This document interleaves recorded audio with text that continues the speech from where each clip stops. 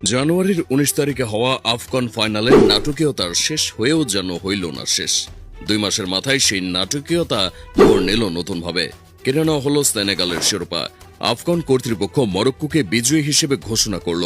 এবার অনেকের মনে প্রশ্ন আসতে পারে, কেন সেনেগালের হাতে শিরোপা তুলে দেওয়ার পর এখন আবার মরক্কোকে বিজয়ী ঘোষণা করা হলো? তাহলে চলুন তার আগে জেনে আসি কি হয়েছিল সেই ম্যাচে। প্রায় ২ মাস আগে জানুয়ারির ১৯ তারিখ মরক্কোর রাবাত শহরের প্রিন্স মাওলা আবদুল্লাহ স্টেডিয়ামে অনুষ্ঠিত হয় সেনেগাল ও মরক্কোর মধ্যকার ঐতিহাসিক আফগান টুর্নামেন্টের ফাইনাল ম্যাচ। উক্ত ম্যাচে বিশ্ববাসী যেন বাঘে সিংহের লড়াই দেখতে পায়। টানটান উত্তেজনার এই ম্যাচে বলের দখল, আক্রমণাত্মক ভূমিকা, গোলমুখী শট সবখানে যেন ছিল লড়াইয়ের আভাস। দু দলের কেউই যেন কাউকে বিন্দুমাত্র ছাড় দিতে নারাজ। ২ গোলবারে দাঁড়ানো এডওয়ার্ড মেন্ডি, ইয়াসিন বোনোরাও যেন আবির্ভূত হয়েছিল দেয়াল হিসেবে। ব্যাকলাইনের ২ প্রান্তে দাঁড়ানো হাকিমি, মাজরাওয়ে কিংবা দিউ